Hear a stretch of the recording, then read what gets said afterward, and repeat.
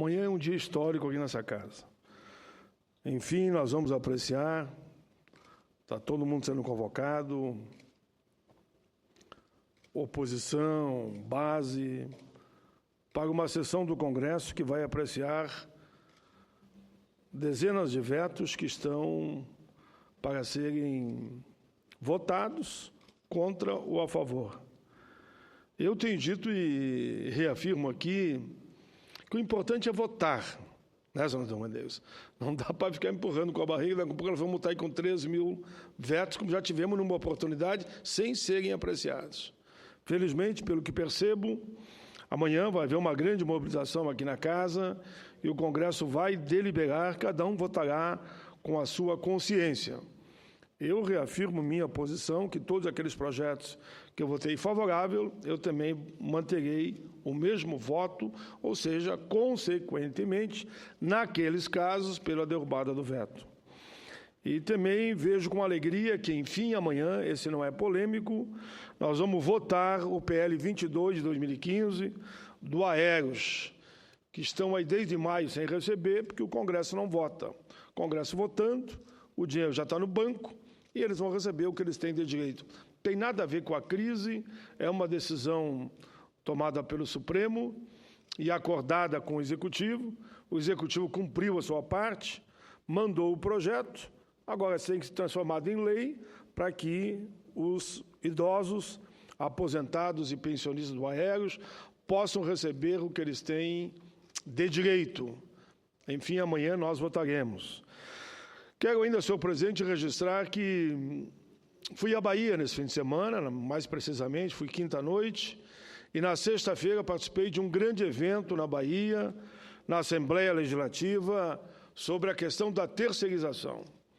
Estavam lá os senadores Otto Alencar, senadora Alice da Mata, e o deputado Walter Pinheiro, que estava doente, mas assim mesmo mandou nos informar que, quanto a ele, não tinha, em relação a essa questão, ele não tem nenhuma dúvida, e que ele votará tranquilamente contra o projeto que veio da Câmara e que a gente, então, vote um outro projeto que vá regulamentar a vida e melhorar a vida de 13 milhões de terceirizados.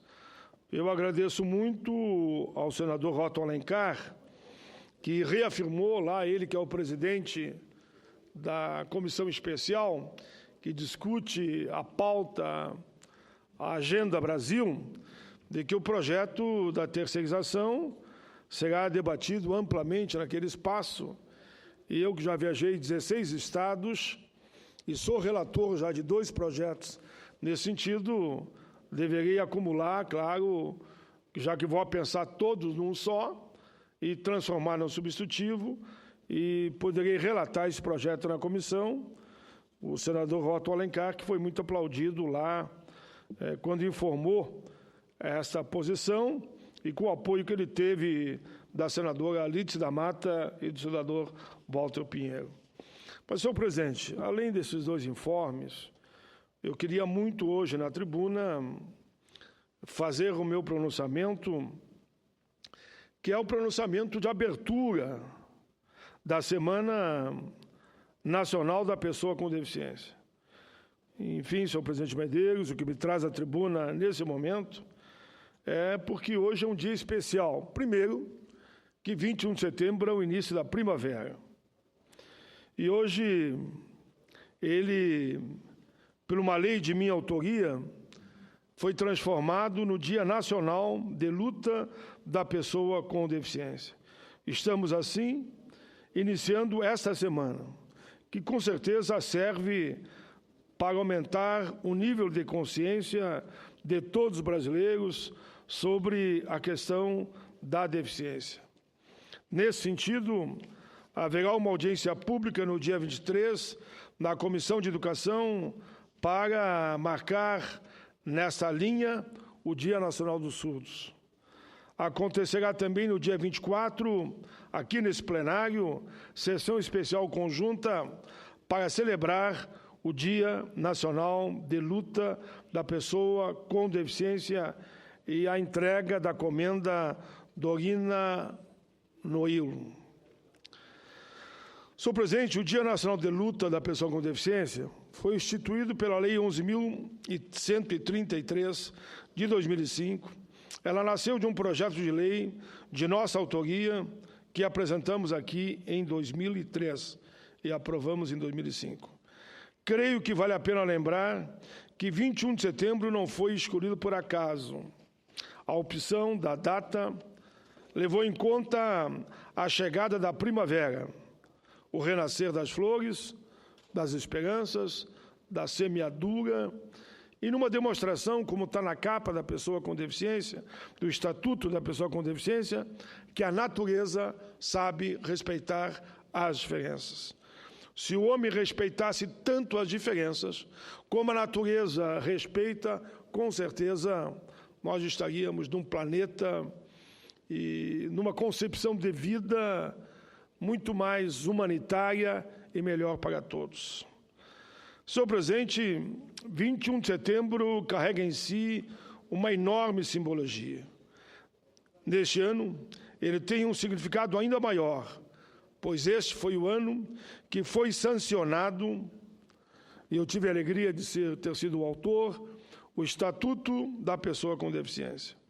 Esse Estatuto é originário de um PL ainda chamado número 6 de 2003, que apresentamos lá atrás, fruto de demanda da sociedade e que agora se tornou na Lei 13.143 de 2015.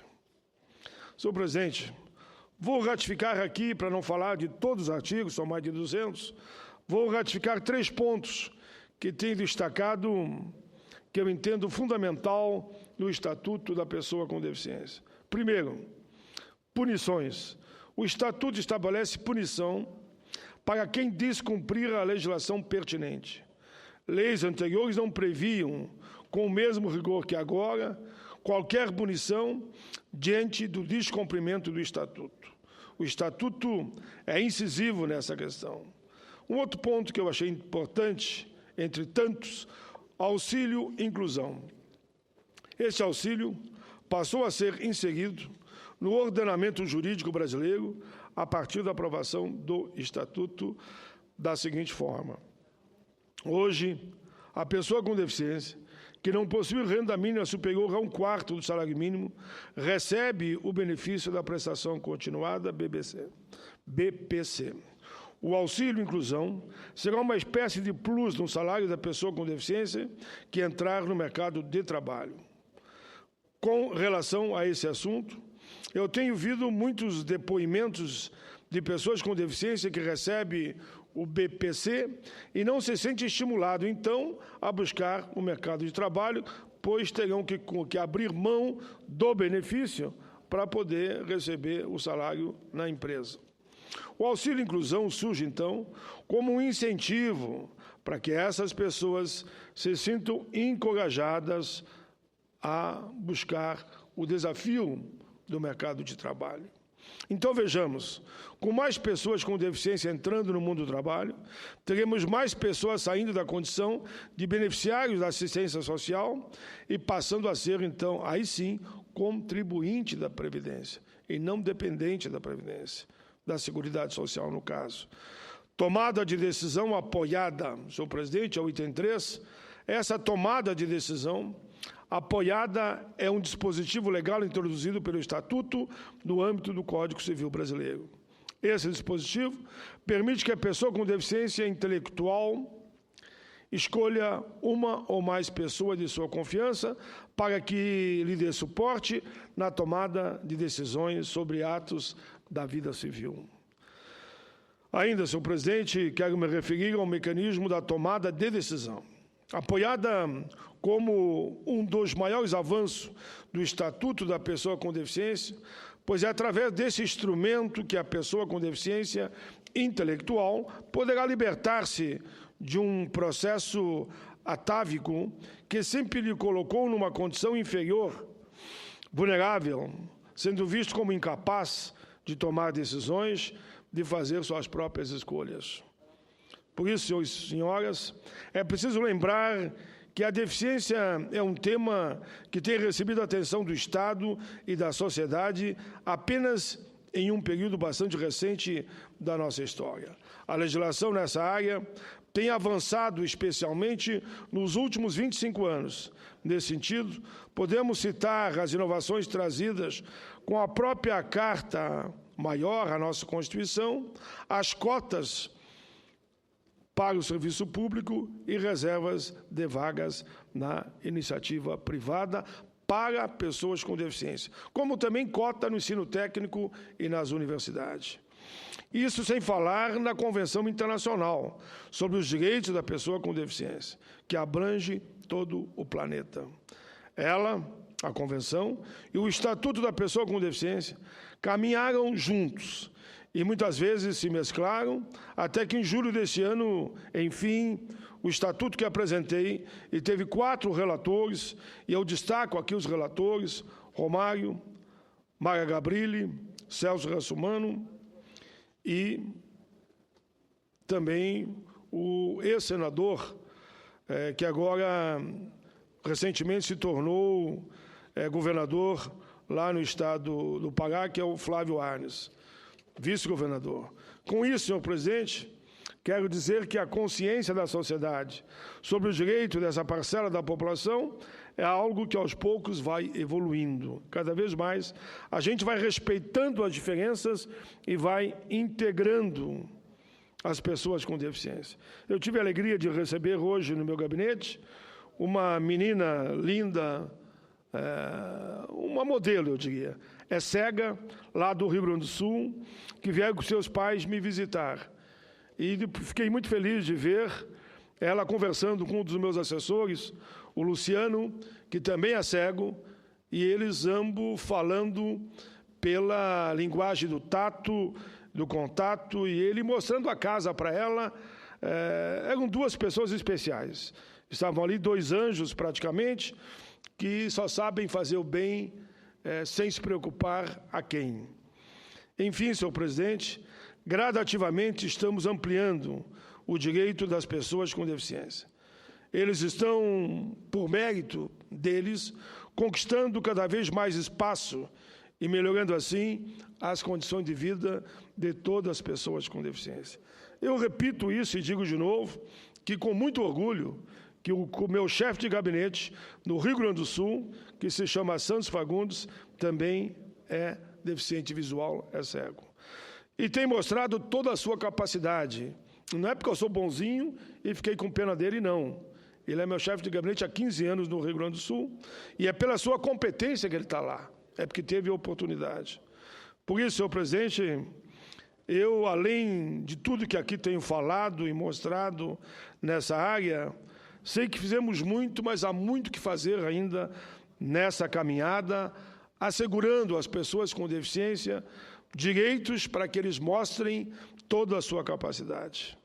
Senhor presidente, para dar exemplos, cito a adoção do desenho universal, cotas para o ingresso no ensino superior, incentivar as pequenas empresas a darem suas contribuições para a empregabilidade das pessoas com deficiência, dar prioridade na tramitação de processo na Justiça e na administração direta das pessoas com deficiência, incluir os surdos na isenção do IPI para a compra de veículos e adaptação de veículos em autoescolas para o treinamento de pessoas com deficiência. Senhor presidente, senador Medeiros, como eu disse anteriormente, que fizemos muito, mas há muito por fazer. A legislação tem avançado, mas de forma ainda muito lenta. Os princípios nela contidos serão consolidados na medida em que a sociedade for se apropriando desses conceitos e incorporando esse novo olhar, esse novo tato, essa nova forma de integrar as pessoas com deficiência. Senhor presidente, essa é a convocação que faço. Vamos fazer que o Estatuto chegue ao mundo do trabalho, às instituições e à sociedade civil. Vamos fazer cumprir as cotas nas empresas. Vamos construir as cidades com acessibilidade. Vamos dar instrumentação e abrir escolas e universidades para a integração total das pessoas com deficiência. Vamos disseminar a inclusão e transformar em hábito a prática da não discriminação. Senhor presidente, incluir e não discriminar é recepcionar o outro, abrir-se, ombrear com ele na construção de um novo modelo de sociedade. Disse uma vez Martin Luther King que o sonho dele era ver homens e mulheres deficientes, brancos, negros, índios, ciganos, não importa se tinha deficiência ou não tinha, ou pela cor da pele, de mãos dadas, sentados da mesma mesa e comendo do mesmo pão. Uma sociedade em que o direito de um é a demanda de todos. Nesse sentido, senhor presidente, faço aqui uma homenagem àqueles que buscam fazer dessas palavras não somente um discurso, mas algo palpável, algo real. Desse modo, vou falar sobre aquelas pessoas que, de forma anônima e voluntária, fazem as diferenças, imbuídas de um alto grau de sensibilidade e consciência social. Essas pessoas fazem parte de ONGs, institutos, associações, como a PAI, por exemplo, ou até mesmo atuam de forma independente, mas sempre em favor das pessoas com deficiência.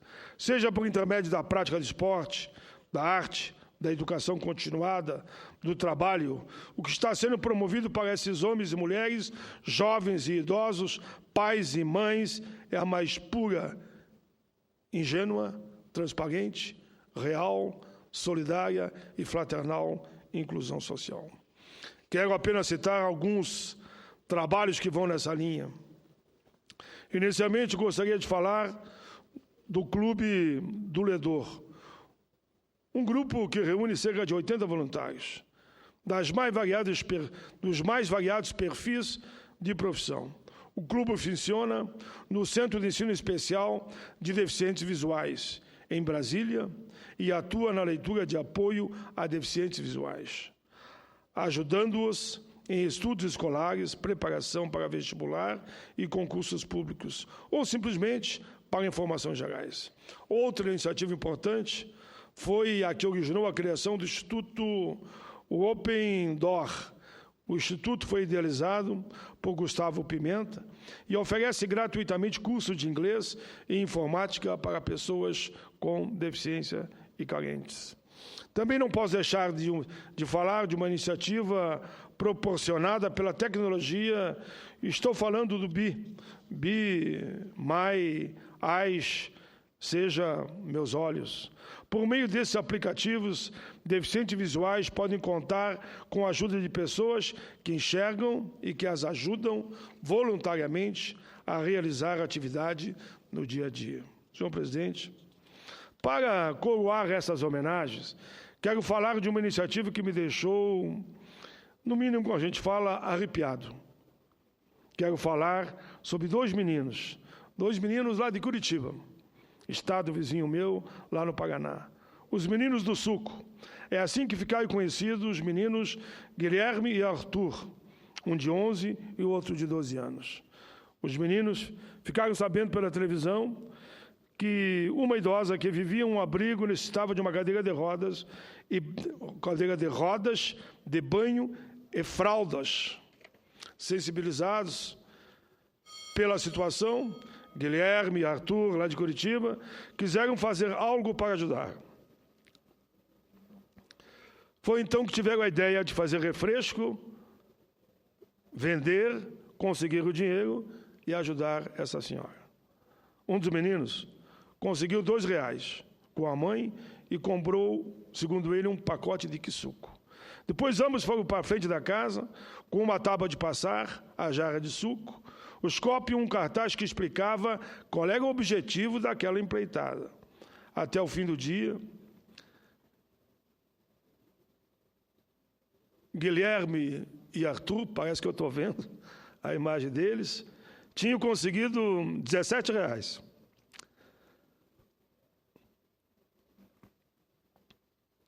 Foi quando uma vizinha tirou uma foto, sensibilizada também, e postou no Facebook.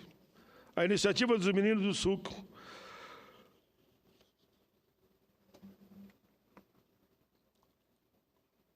conquistou milhares e milhares de pessoas. E no dia seguinte, já havia dinheiro mais do que o suficiente para comprar não só a cadeira de roda e as fraldas para aquela idosa, mas para ajudar, inclusive, outras pessoas na mesma situação do abrigo da cidade. Empolgados pelo sucesso que fizeram nas redes sociais, Arthur e Guilherme disseram que vão continuar ajudando outras pessoas. Esses exemplos, e que emocionam a todos nós, tenho certeza absoluta, não tem como, tornam o dia de hoje especial. Bons ventos, bons ares estão a vir de parte do nosso povo. Eu concluo, senhor presidente, esse meu pronunciamento do dia da Semana da Pessoa com Deficiência, saudando a chegada da primavera e o Dia Nacional de Luta da Pessoa com Deficiência, da maneira que eu mais gosto, lendo um pequeno poema. Quando é primavera? Quando é primavera, as manhãs cabem na alma, o verde, as flores, nos tomo por inteiro, e a poesia corre serena, como um rio sem leito, sempre rumando ao mar. O inverno já descansou a terra. É setembro. Ele nos chega como o riso da criança. O sol da tarde, depois de um dia de chuva, vem como um presente para quem soube bem esperar. Não houve tempo que se perdeu, e nem trabalho sem valor. Aprendemos pela própria jornada. É ouvir, é falar e às vezes calar. Agora temos por conquista o que antes foi a promessa. Hoje é dia de luta, é dia de vitória, é dia de reflexão, é dia de começarmos outro caminho, é dia de nos entregarmos ainda mais a outros sonhos, é descobrir o ser humano verdadeiro, essencial e o divino que há dentro de cada um de nós.